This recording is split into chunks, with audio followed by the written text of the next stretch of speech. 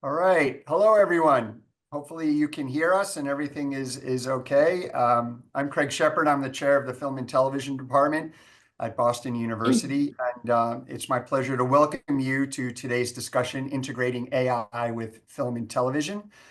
Today's event is part of our series of virtual events that we're calling COMtalks, featuring topics and experts in advertising, film, journalism, media science, public relations, and television.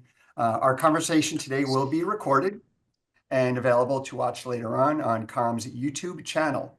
The emergence of artificial intelligence systems challenges every industry, few more than the field of producing in television and film.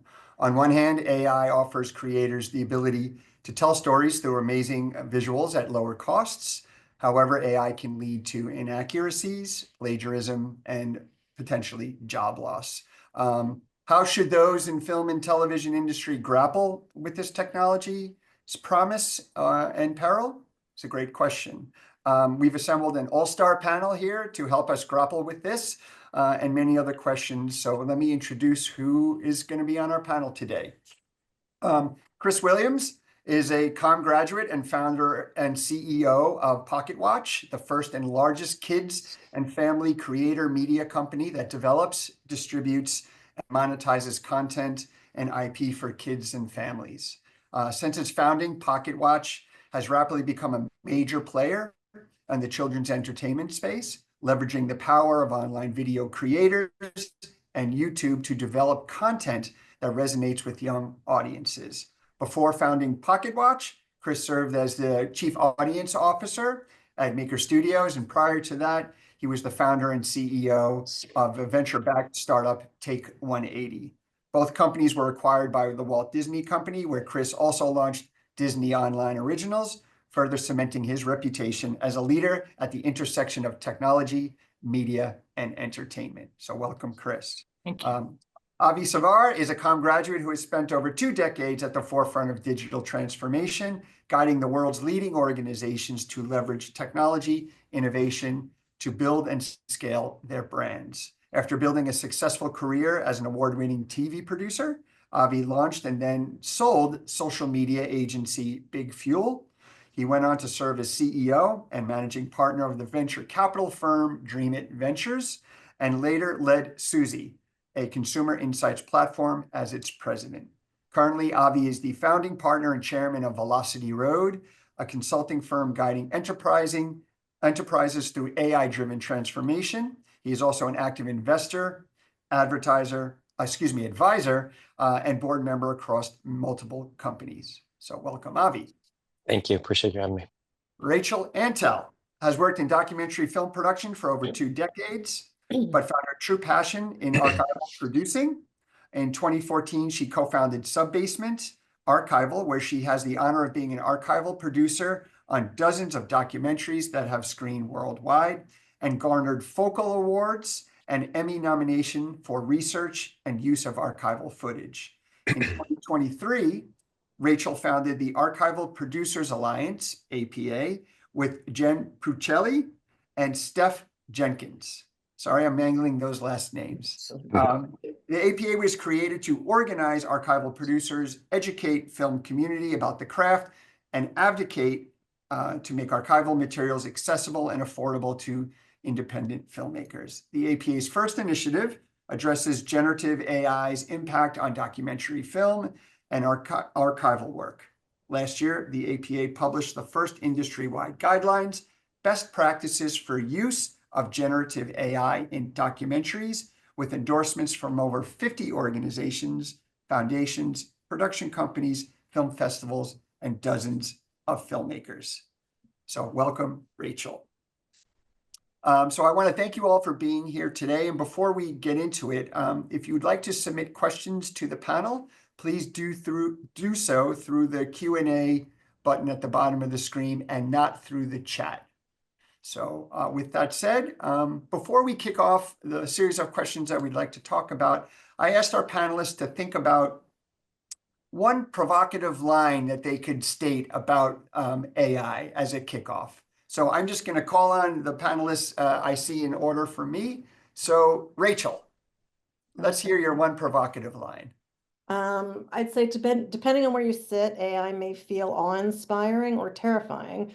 It may feel hopeful or dystopian, but it's important to see beyond these false binaries of fear and promised land that it elicits, and instead just to take a breath and consider how you want to engage with the technology, what problems you want it to solve, and what you want to preserve. Because it's here to stay, but collectively, we all get to decide on the future we want to shape with it. Thank you. Avi. Yeah. So I've had the fortune or misfortune, and in some ways, relative to my career, the luck of having seen several platform shifts in my lifetime. Every 10 years, this happens. This is not new. It just happens to be AI this time. And in every platform shift throughout history, there are winners, there are losers. And it's really the ones who embrace and ride the wave that come out the other side. And oftentimes, even though there is shrapnel and debris that comes as part of the wave crashing, it tends to create immense opportunities, and it tends to create further democratization of content and media and opportunities. And so for anyone who is thinking that this is a terrifying moment, I urge you to look at the flip side and actually embrace the opportunity that is presented as a result of what's about to happen in our world. Thank you, Avi. Chris. I'm basically going to say the same thing, but I'm going to do it in one sentence. While AI will broadly present big challenges for the existing entertainment ecosystem, it will absolutely, in the long run, be a boon for creators and creativity. Amen. Well said. Thank you for sharing that. So let's get a little deeper now. I'm very curious, in what ways AI can be used to enhance the creative process in film and television? And are there specific examples of innovative applications used in pre-production, production, post-production, and delivery that have already shown promising results? So let's go with Chris. I'll give you a list of, I literally, look, I am not the in the trenches producer, right? Of most of our content. So I reached out to my head of animation, animation is really where we're aggressively moving very quickly in AI. We're using it across a lot of different areas in the company, but specifically for the art of creation, animation is really a big category, particularly in the kids space, as you guys can imagine. So I asked him for a list of the tools we're using and sort of how we're using them. And so I will give you some specifics. We're using something called Comfy UI, which for Flux AI models and Stable Diffusion. We're using Runway for image, video, and lip sync. We're using Topaz for upscaling video, 11 Labs for AI voiceovers.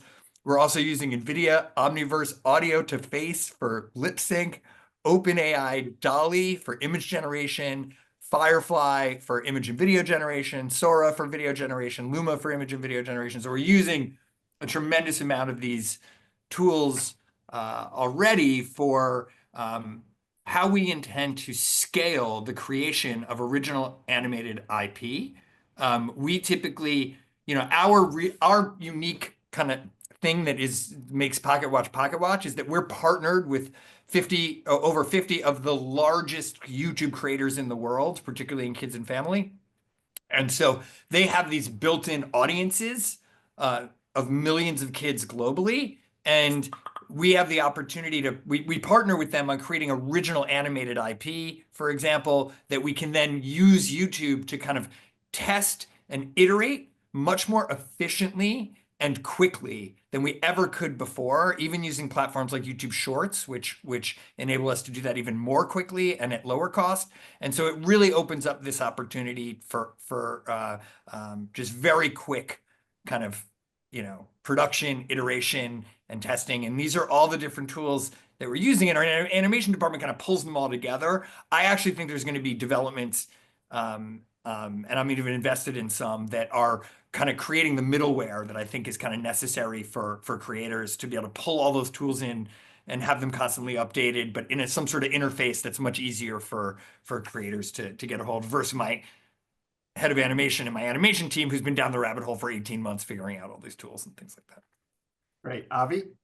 Yeah, I mean, there's a gazillion applications and tools out there. Chris listed a whole bunch of them. I won't go down that road. I'll just talk a little bit about the production process, right? And you know, when I graduated Boston University, it was, you know, before even, you know, digital editing was a thing. I learned how to edit tape to tape. And when I graduated, you know, everything moved to Avid. And then when I started my first company, I built it on the back of Final Cut Pro because that was a democratization of editing and video production. And we went from these $300,000 a week rooms to now a laptop for $5,000 that could deliver the same value. And right now, the same thing is happening. There are incredible tools out there that are accessible to anybody for like $30 a month. Platforms like Descript, where you're editing, but you're not editing video, you're just editing the script, and the script is cutting the video. One of the coolest things that we've been playing around with is the ability for image to video, right? What you can do with photography now is incredible. That's going to completely change the landscape for event recaps and event videos, for promotional videos. We're using agents, AI agents, to assemble videos, which is an entirely new way to think about the workflow of how an idea becomes an output, right? How the bill becomes a law, so to speak. And every part of that chain is shifting from how you write the script to how you animate your photography to actually how you create the video and output, how you mix the audio, what you're using for voiceover. The world of voiceover talent is going to be completely demolished over time. These tools are all accessible, and anybody on this on this call or listening, the only thing you can do is just go try them, right? You go experiment with them, and you'll be the ideas will begin to surface as a result of what is possible. And every day it's just getting better and better. The output is better and better. The art is in the prompting. The art is in figuring out the chain of prompts and thinking about what the new production process is going to be versus what we're used to it having been. And I think that's where the rubber meets the road is actually, and I've been spending a lot of time recently kind of deconstructing the production process. Like, what role does an AI agent play in the edit? You know, what happens to storyboards? What is the role of a storyboard, and how can you leverage a storyboard to actually see what it's going to look like before you even shoot? How does it impact sound effects and mixing of audio in real time? All these things completely are going to be different than anything anybody is used to. And the only way to understand them is to get your hands dirty, right? I've been involved in a number of different companies as an investor and advisor, and I am editing video myself today because I want to learn it so that I can understand where it's headed. And if you are afraid to get your hands dirty, that's where you're going to get ultimately left behind. And I think the tools themselves will come and go, but understanding what's possible and how to leverage them is where the art will become the important piece. Great. And Rachel, I'm sure you have a different or a unique perspective given what you do. Well, yeah, I mean, I'm in a very different field. My work really focuses exclusively on Gen AI. So that's sort of different from what I think of as assistive AI, that may be used for different filmmaking processes. But generative AI is specifically the creation of, audio, video, or photography through these tools, and specifically in nonfiction media, primarily documentary. But there are very different considerations, obviously, when we think about the processes of creating generated media for nonfiction film. So that's where I'm drawing from. But I can give you a few examples of documentaries that stand out to me, as there are ways to use it well in documentary.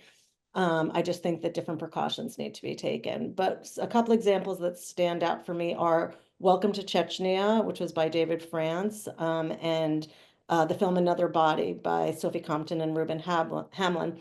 And both are sort of cutting edge examples of the ethical use of deepfake technology, is what I would call it. In both films, the filmmakers used AI to protect the identities of vulnerable participants in their films by changing their faces and voices. So rather than like filming them in shadow or blurring their faces, which is what's historically been done in those cases, they were able to, it felt like you were looking at a real person and hearing from a real person, which made the viewers, made the subjects a lot more relatable for viewers, and more more empathetically relatable, which was important, but it still protected their safety. And additionally, at least in the case of Another Body, I know that rather than scraping copyrighted material in order to create the facial mask, they actually worked with actors with their consent and compensation. They were also fully transparent with the audience about their use, which I think is always a bottom line in documentary when you're using generative AI, that the audience not be confused as to what's a creative element and what is actual, authentic documentation.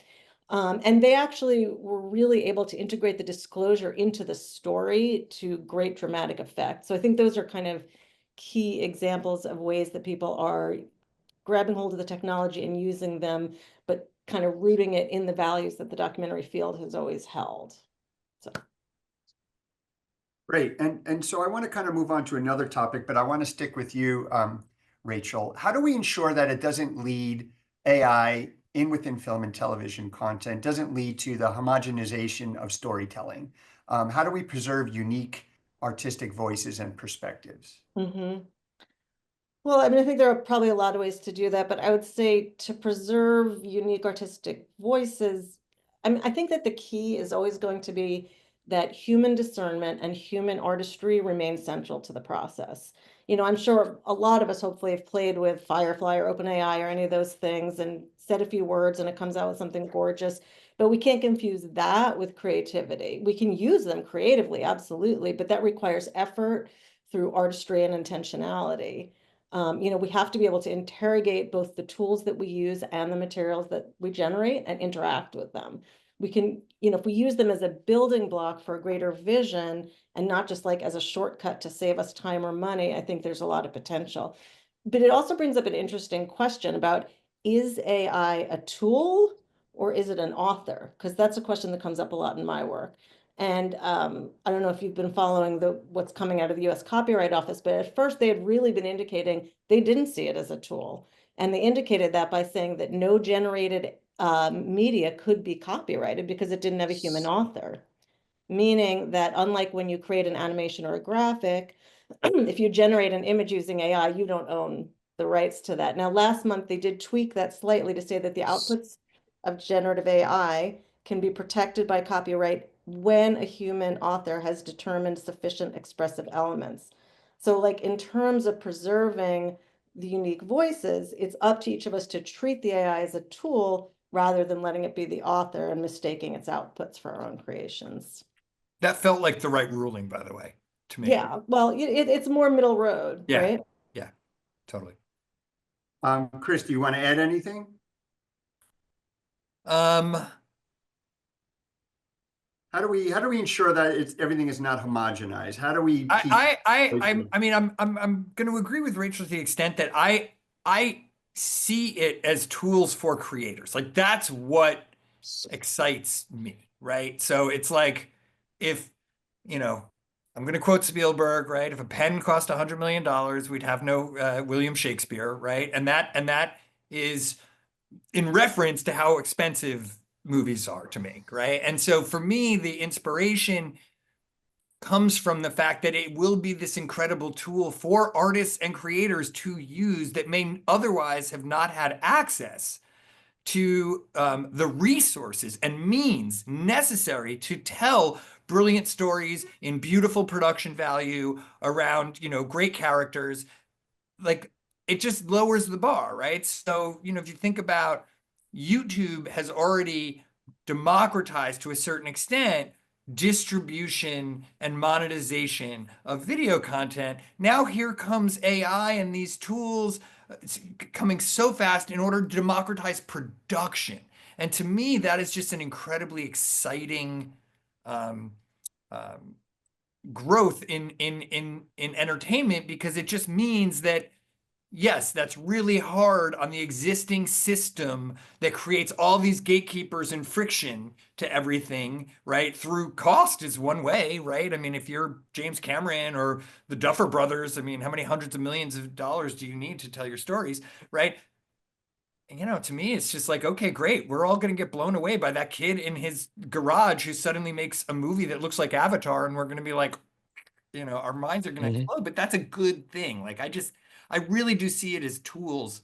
I don't think it's going to replace human creativity. I think the power to move people emotionally, which is really the goal of all storytelling, is like going to be, it's hard to replicate for computers. It doesn't mean it's not couldn't get there eventually, and we're going to have obviously, you know, the stories that are probably being told by the computers, but I do think they're going to lack that humanity of being able to move us, because without the experience of being moved, I think that's going to be a tougher thing for it to learn. Yeah. Avi? I mean, yeah, like I'll just add on. I think in every platform shift, it's gotten content creation has gotten more and more accessible, right? You could shoot video on your iPhone, blah, blah, blah. And as part of that, there is also a lot of garbage content out there, right? Like, no question. And there will continue to be a lot of garbage content, right? It doesn't mean that that's a bad thing, because ultimately it's the audience that's going to be the deciding factor of what content bubbles to the top and what content ultimately gets the most likes, the most views, the most distribution, and the most success. So more isn't necessarily a bad thing. It's just about how you filter that out and what ultimately ends up in your algorithm or in your bubble, or however you choose to engage with content. So over the last 25, 30 years, there has been a mass proliferation of content, more so than anything I've ever seen, right? When I was growing up, there were 3 networks, then there were 30, then there are 300, now there are infinite networks, right? And that has been a boon for content creators. It has been a leveling event for the creative process. And I think it'll just continue to be that. So are we going to get homogenous, crappy content? Of course we are, because there's always going to be homogenous, crappy content, but we're also going to get things that we've never seen before, and we're going to get experiences that we've never even imagined possible. And that's going to be an amazing leveling of new things that we can create. You don't have to be James Cameron anymore to create Avatar. You just need a prompt, right? And so the question is, how do you use it? And to Rachel's point, that human in the loop is probably one of the most important things that I've seen in the production process. Is it's crap in, crap out.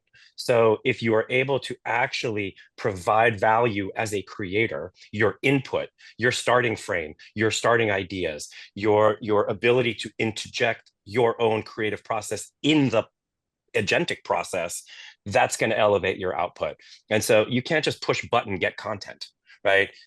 You can do that now, and there's thousands of these faceless, stupid YouTube channels out there that are generating hundreds of thousands of views, and they'll make a few dollars on advertising from AdSense. They're not going to get the mega distribution deals, and you're not going to see them on Netflix. You're not going to see them on Hulu. What are you going to see on those channels? You're going to see the best of the best, and that's ultimately up to the audience to decide.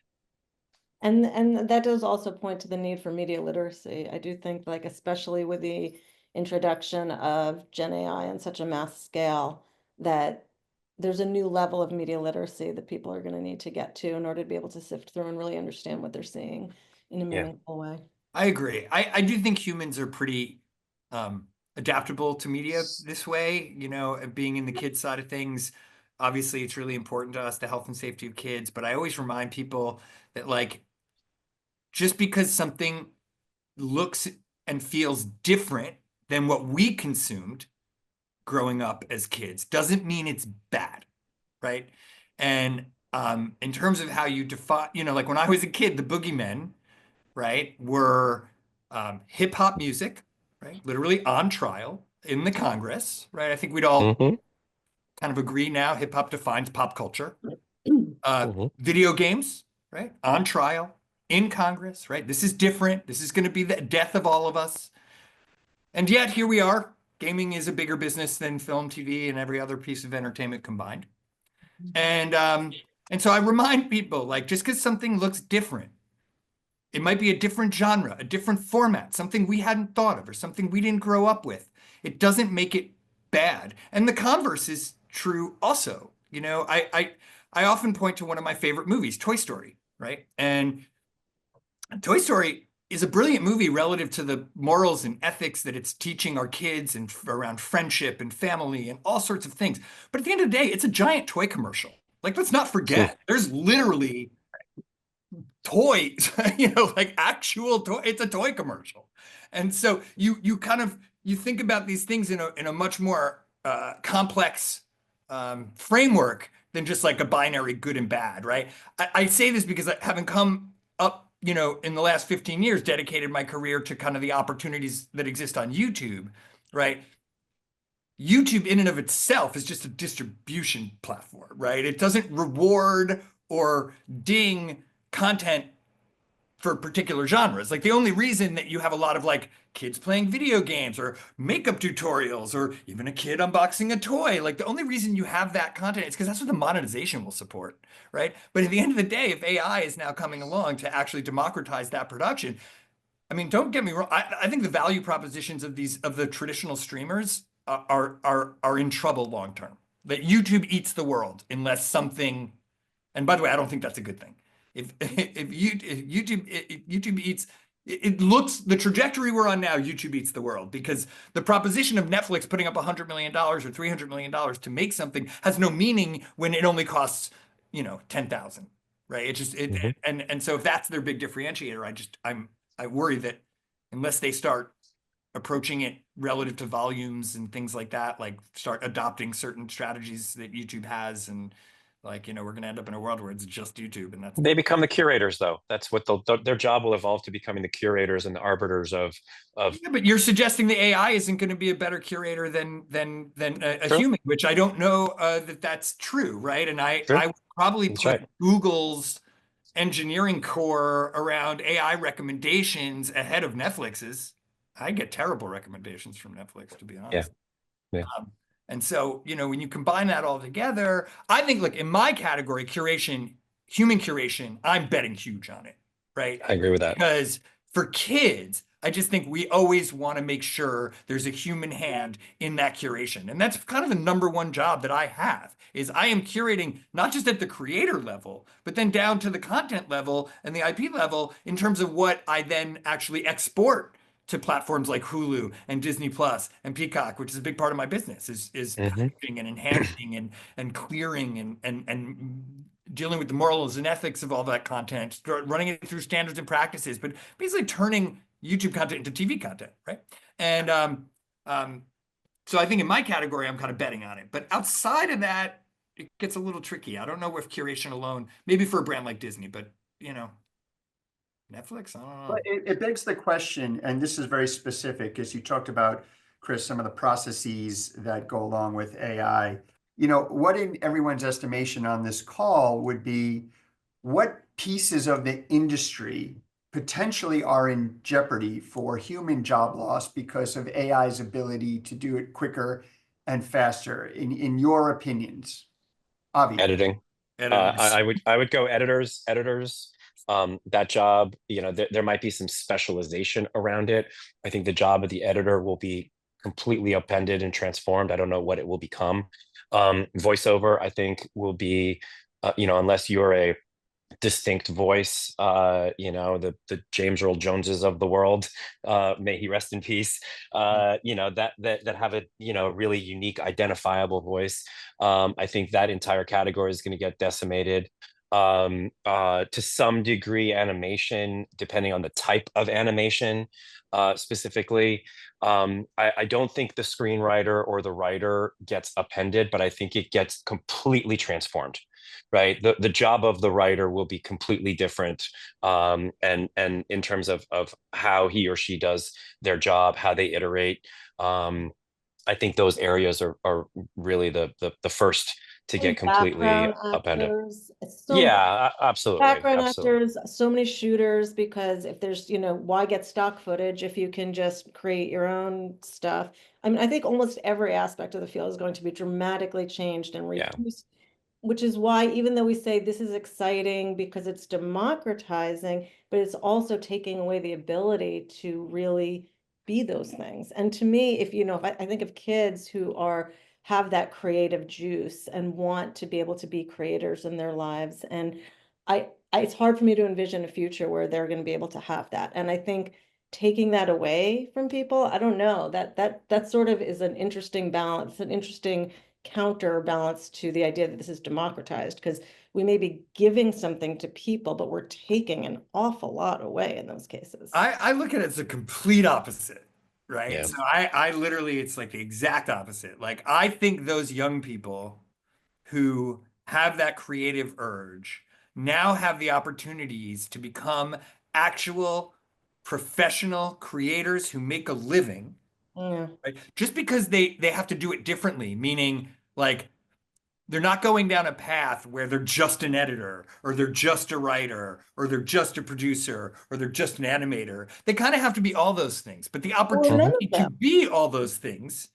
will be insane based on these tool sets. And so the power that you're now giving without the friction of, like, frankly, one or two people's taste at a company that controls hundreds of millions of dollars or movie theaters or whatever the hell it is, like, to me, is just like the opposite. Like, I And you're just see saying like no, because millions of new they're getting creators. to do everything, but they're really getting to do nothing in some ways. Are they really writing? Are they honing the craft of writing in the way that feeds someone? Are they honing the craft of shooting in the way that feeds something and building from this level to this level to this level? Or are they just prompting? And Yeah, like, but as long as it looks like how they want it to Well, look, why does it matter that they know how to hold the camera? I mean, I think if Sean you're Baker very won the Academy Award creative, this year. Sean Baker won the Academy Award for everything. He has more Academy Awards than, he shot a movie on an iPhone. This is a guy who literally embraced that technology, in 2015 and literally shot an entire movie on iPhones, right? So, like, I think if like, you've ever yeah. engaged with those mediums and gotten lost in the process of editing a film, which I've done, or gotten lost in the process of writing where time just disappears, that's feeds your soul. If you are I, someone who's drawn to that, or painting a painting, which won't be gone necessarily, all those things are really key parts of being human and expressing yourself if you're that kind of person, and learning from your mistakes and having the opportunity to make mistakes. I was talking to an editor recently who said the best part of the process is when you don't have that shot. The shooter didn't, the cinematographer didn't get you the shot you needed, and you have to be more creative and find new solutions and all that. And I do think that the making mistakes and not being able to do something and having to master those skills is just such a soulful thing that I think is going to be lost. I would say I think that's I agree with you as somebody who has gotten lost in that process. I think it's a very nostalgic point of view. And I would argue that there are a lot of coders out there that get lost in writing code. And there are a lot of builders out there that get lost in creating the next application. And Coders are I going to have be gone personally, too. in the last 3 weeks, I have personally gotten lost in trying to figure out how to get an agent to build a video.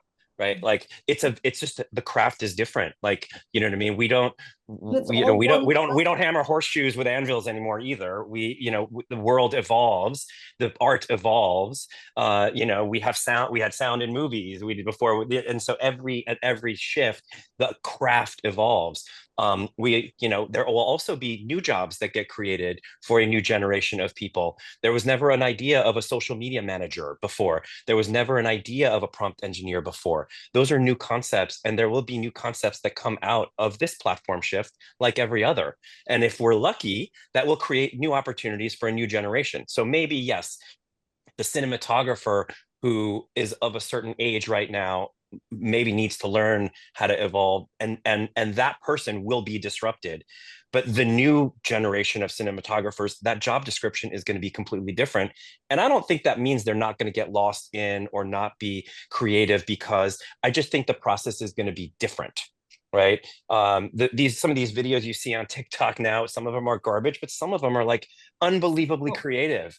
Right. And that's a new job as well. And so it's part of the evolution of media, right? From and by radio the to way, it's been TV. Like happening. it's for It's been 100 happening years. It's been happening. Yeah, I mean, like, look, God rest his soul, one of my closest friends and mentors is John Landau, the producer of Avatar and Titanic. And I had the opportunity to go, I'll never forget this, right? As a BU Com film student, right? As I got older and I had made some movies and things in the traditional ways.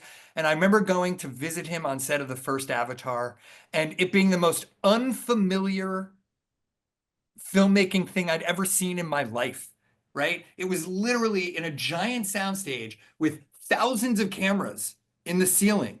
And he was running around with like what looked like a little camcorder, but really was just a monitor giving him a POV of these 1,000 cameras. And then there was like banks of people, like 2 rows and banks of people, like on computers, like real time, like rendering and doing lighting. And I'm like, this is the most unfamiliar thing I've ever seen relative to filmmaking. Like it looked like a NASA launch. It didn't look like making a movie.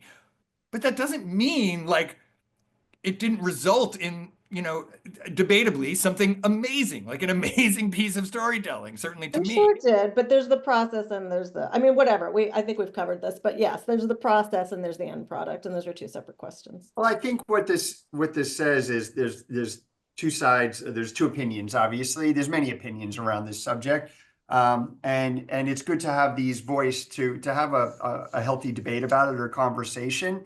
And so we can talk about the sort of ethical considerations around AI, which is sort of the direction I want to kind of turn the conversation into. And also, I see there's some questions coming up, and it is now 3:37. We have about 23 more minutes, so I'll make sure I pause and get those questions out for some folks. But let's move into this sort of ethical considerations around AI.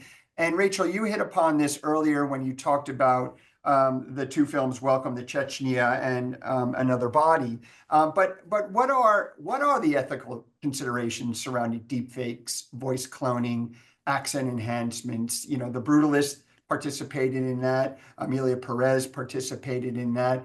Rachel, just starting off with you, what is your opinion and the ethical considerations around technology giving us the ability to really supplant or replace, the need to bring people back to do things, and we can just do it through our own? Yeah, I mean, well, those examples are both, narrative films, and I think it's a slightly different question. I think as long as you're transparent in those cases, I don't personally have an issue with that. But again, I work in documentaries and like, you touched a little on the idea of misinformation, and generative AI with all its power and promise has brought with it the ability to rewrite history, like both through the creation of fake historical imagery and also by sowing doubt in the authentic. And I mean, I mentioned this yesterday in our talk, but like most people share this belief that the moon landing happened, that the Holocaust happened, that the Kennedy assassination happened. And when doubts are raised, there's always been documentary proof to keep them in check. But in the very near future, that visual evidence is going to be rendered meaningless, which raises the question, if historical imagery can't be believed, then how can we safeguard the truth? Because having access to history and a shared understanding of that history are both essential pieces of having a thriving democracy. And, the scope of the problem, it's large. Like in a single recent year, there were 15 billion synthetic images generated, which is about the same number as were created by humans during the first 150 years of photography. So the deluge of the generated content is arriving much faster than we can process its implications. And that's something to, take seriously. That's again comes down to the how of how we do this. What are the concerns? Let's roll this out in a way that we can all be somewhat comfortable with, and don't look back on 10 years from now and say, gosh, I wish we'd done that differently. Yeah, well, that's frightening. I'm not going to debate you there. That is a frightening concept. It's just tough to imagine. Maybe it does come back to media literacy. And I will say, being the father of two, teenagers, that their cynicism over the content they see is significantly greater than I was at that age, that having spent their lives, on these digital platforms, deluged with many times, misinformation and false content, that they do have significant rares for it, but it doesn't change the fact that what you're describing is frightening. It's just, I don't think what we can do about it is going to come from any sort of top-down solution. Like, it's going to be really hard. You know, you can't pause the speed at which these things are happening, and you can't pause the bad actors who are going to do bad things, because they've been doing bad things forever, and they're going to continue to do bad things. And so it's just really, it's really a hard issue to tackle. Yeah, I mean, But agree. it's frightening. I agree. I agree. I think it is a hard issue to tackle. I do agree media literacy is going to play an important role. I already, you know, I tell my daughter and anybody who will listen that don't believe anything. Like, do the research, do the work, figure it out. When you see something, you have to find the source material, you have to look it up, you have to find what the truth is, and don't just believe everything you see. So that is definitely a part of it. Also, like, and this might be very naive, but I am an optimist. I'm also a capitalist. As an investor, I believe the markets do solve big problems. When there are bad actors, there will be good actors, and the white hats will try to fend off the black hats, and there will be capital to fund those types of businesses, because the problems you just articulated are massive problems, and there is massive opportunity, right, for companies to be formed and created to try to solve those types of problems. And technologically, it may not be possible today. I think to some degree it is possible today. It may not be as scalably possible today, but I think over time it will be. So I think my feeling is twofold. One is 100% media literacy. People need to understand that what they see is just everything's fake. I think everything's fake news, right? And until you actually qualify it yourself, and source it yourself. And separately from that, I do believe in the markets. I do believe that the markets will solve a massive problem over time. And hopefully that is the case. Well, a little bit extending on that is, you know, at least here in Hollywood, the big one is going to be that already is being tackled by the white hats and the markets in a very big way. NIL, right? So you got name and likeness rights, and you got people with Yes. really valuable name and likeness rights. And so there's Yes. already a ton of companies coming up, like Vermilio and a bunch of other like companies that are literally building the police system Yes. to go police the models to make sure they're not explicitly using name and likeness. And the reason those companies now exist and they're being fueled is because the markets know there's That's money it. in protecting it. And so Yes. I do agree with you. Like, and so, you know, it's a little trickier on Rachel's specific scary future. But I do think that there will be, when it becomes a problem, there will be a market-driven solution that helps. I don't know if it gets us all the way there. And again, these bad actors are really Yeah, I mean, well, tough to this is fight. the space that I'm working in, and we are doing things. Like, we're not just letting this happen entirely. But we know that we can't in any way impact like the tech companies or anything like that, or how that's happening. But instead, that is about putting up internal guardrails to say, like, this is what a documentary is, because I think media trust is going to come from specific institutions that you trust, and you say, okay, even though what I see on the internet is not, I can't trust what I see on the internet. I believe I can trust what I see on the New York Times website. They may make a mistake, they may screw up, but they may, or whatever website you particularly believe in. Like, you know, I trust that there's intentionality and rigor behind it. And what I'd like to do is see a way that we can put up some safeguards so that documentary film doesn't become an untrusted form, because it's useless if people think that what they're seeing in documentaries isn't to be trusted or believed. Yeah, here's my problem with that. And I agree with you, but sadly, I think we're already there. I think over the last 10 years, I can find a documentary that says the sky is blue, and I can find a documentary that says the sky is red. Like, people tell whatever stories they want to tell, and I don't think that that's a problem of the future. That is a problem that's here, right? Everybody's got a voice, everybody's got a story. You can find data to support anything. You can make things up, which many people do. So I agree. I think it will get harder and it will proliferate more. But I think social media just generally did that. I think algorithmic content did that. I think you can find source material for anything you want. There's conspiracy theories for pretty much any type of story you want. And now all of a sudden, you know, truth is gray. And unfortunately, AI will definitely make that worse. But I think that's been a problem for the last decade, or maybe not decade, half decade at least. It has. This isn't a new problem. We definitely see Yeah. AI as on a continuum with a lot of different things Yes. happening. But I do think it's exponential because of the ease of use and the lack of cost and all the things we've been talking about. It is. Yeah, I think your point around source is key. I think trusted sources will become important. I also think that like it brings back the need for frankly paid content. And I think for a long time, content became free. And when you make content free, that means content has no value. And if content has no value, stories can be anything you want them to be. Well, it has value to the advertiser. Exactly. That's right. That's right. But over time, I think I believe over time you're going to start to see like people are going to want to pay for content because they're going to pay for it from certain trusted sources. I'm not sure I put New York Times up in that category, but as an example, which is sad to say because for the longest time it has been. So the question over time is who becomes the future trusted sources? Where is this going to end up? And again, I hope the markets, the capital markets, help to solve some of that because I think don't know if people are going to pay for that content. I was talking to a news person recently who said that the average age of someone getting a print newspaper is 70, and the average person with a subscription to a digital newspaper is 55. Yeah. So where's everyone else getting their news from? You know, if that's TikTok, unfortunately, TikTok. I know it's TikTok. Yes. Yeah, it's an interesting question, but it also brings up a couple of other things. That's just a little shift.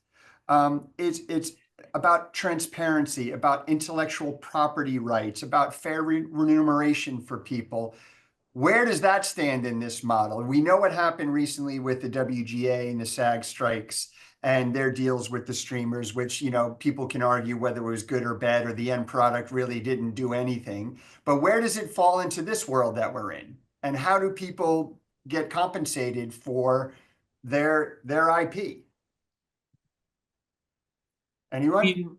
Well, if you start, I think existing IP holders are actually in really good shape because I think we as humans love shared universes. And we love stories that reach us all and that we all can kind of share. And the implementation of content around that IP might start to become more personalized to a large extent, but there will be sort of value in existing IP there's so much commercial value in it that's where the markets really will, like the technology in the markets will definitely lean into those particular categories because there's so much money there in terms of all the things you're describing. So where there's remuneration or there's money at stake, like CAA already partnered with YouTube on policing deepfakes.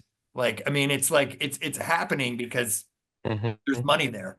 And so I do think that a lot of those things will sort themselves out the same way they did with earlier platforms, YouTube, Spotify, you know, whatever platforms, right? There's just really sophisticated systems for content ID and remuneration and splits and protesting certain decisions. And like, there's lots of processes that exist that I think are just going to carry forward through AI, but with new technologies to support them.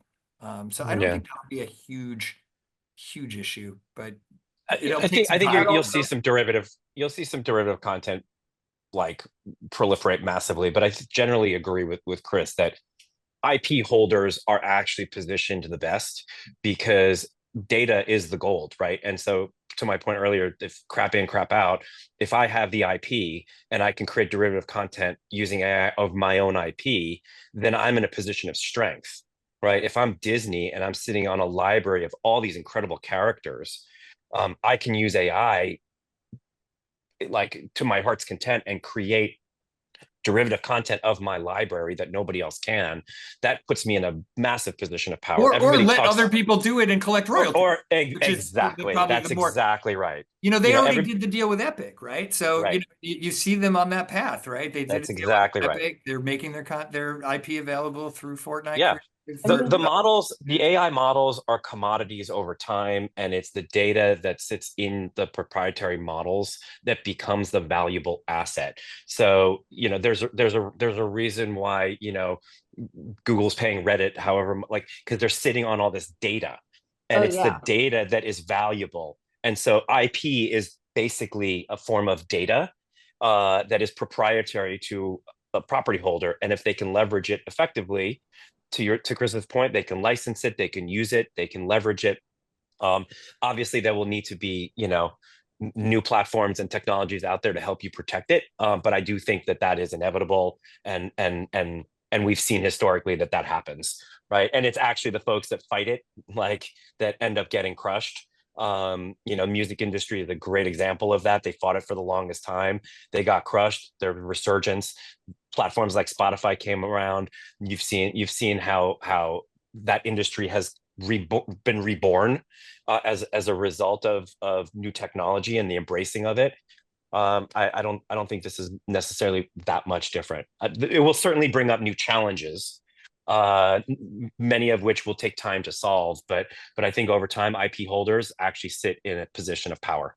They do, and that's what I've been encouraging. All these little tech companies have been, sort of making these sort of predatory introductions to archives and asking to rape all their media, and we are advising them, hold off, you've got the gold there. Like, don't just hand it out.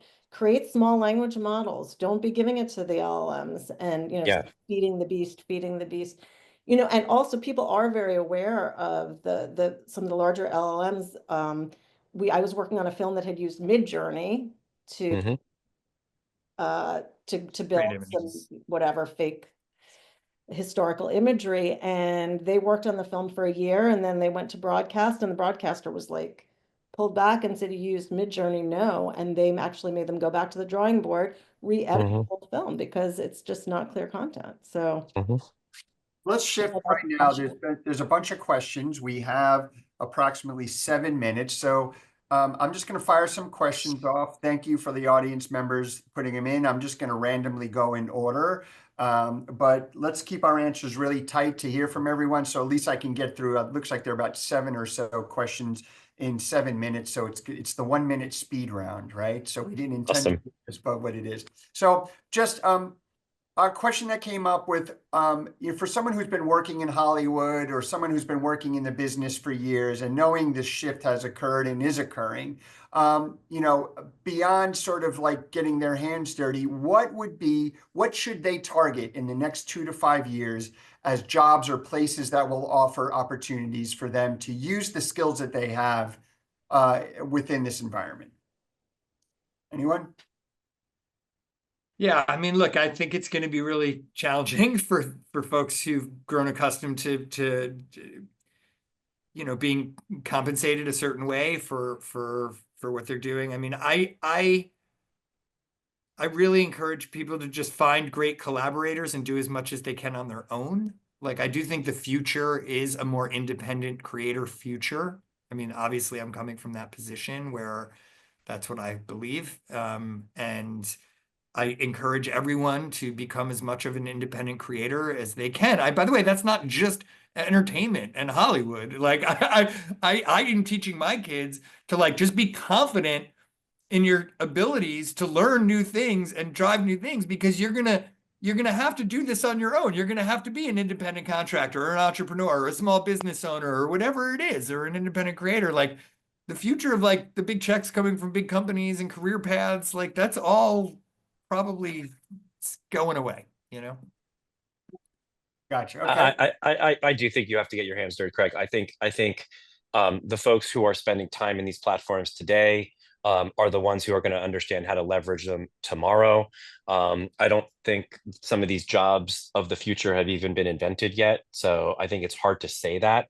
But I think the best, personally, and I'm 52 years old and I'm doing it myself, right? Like, you can't live with your head in the sand and think that this is not going to happen, because it is going to happen, right? Like, it just flat out is, whether we like it or not. So the question is, what role do you play in that journey? And being uncomfortable is actually okay. Most people don't like it, but it is comfort is the enemy of growth. And if you are uncomfortable, you are learning. And I think the only way to do that right now is literally go sign up for a platform a day, get a free trial. These things are 7 days for free. Try them all, play around with them, try to create something, make something, output something, and you will start to see the ideas begin to pop up in your brain every 5 minutes. I go to bed every night thinking about what's possible, and I wake up every morning experimenting with those ideas because I am literally seeing it happen before my eyes. And it is incredible to see. There's a question here about the possibilities created by Neuralink's integration with AI's film and video gen. What do you think, or do you foresee as an impact on the bigger industry? I don't think I can comment on that. I Yeah. know it's a whole new thing. I mean, by the time Neuralink I don't know when Neuralink's going to be at that point when we're all walking around with chips in our heads, but it will have, I'm sure it will have massive impacts on lots of things. Yeah, that'll be that's the next wave. Next, right. I think we should be worried about this wave first. Yeah. All right. So, and then here's a question. It's just more of a practical. The question is there a list somewhere of the best/good AI tools organized by function they provide, especially tools that are known to play well with one another? Is there a place where people can go? So here's my advice. I have a list. I'm happy to share it, but I'm not going to, because you know what you should do? You should go to Gemini Deep Research, and you should go to ChatGPT Deep Research, and you should go to Perplexity and figure out how to ask it. It will tell you, because those tools change every day. And the best way to figure it out is to get your hands dirty and actually go to YouTube, watch some of these videos of people doing demos of these applications. Go throw a prompt into Gemini Deep Research and tell it what you're looking for, and have it build you a document that outlines all these various tools and what they do and why. It's all out there for the taking. And every time I tell anybody to use a tool, within 5 days, there's a different one that does something better or different. So the only way to actually like stay up to date is to like consume content on a regular basis that informs you. Sign up for newsletters. There's a great newsletter called there's an AI for that, or something like that. There's a bunch of newsletters you can sign up for every day. I get a newsletter in my inbox every morning. There's a list of 20 new tools. I literally sign up for at least 3 of them. I try them out. I cancel my trial within 15 minutes, but at least I'm learning what's possible. Great. So we have about 1 minute left. So I want to end with, we started off with the sort of one provocative statement about AI, but we want to end with a very final optimistic statement. So let me go through the panelists and ask you to give your one final optimistic one-line thought about AI in film and television. And Rachel, I'm going to start with you. Okay, well, we all know that move fast and break things has broken a lot of things we cared about. But I think that there's a lot of reason to be very hopeful right now. I know most of us look back at the way that social media rolled out, and people have felt like they had to grab it and run or they'd be left behind. And now looking back, a lot of us, especially with kids, wish we'd done it a little differently. But the good news, the exciting news is that this is that moment for AI, and we have that opportunity. You don't have to choose between missing the boat and upholding values that are meaningful to you. Because if we take a beat to act with care and intention, the possibilities for our creative future can really be endless. Thank you. Avi? I will just say, this is the greatest, I've said it before, a bunch of platforms. This is the single greatest transformation I think I have ever seen and will see. And ride the wave, man. Like enjoy the ride. There are cautionary tales, and hopefully the world will navigate around them.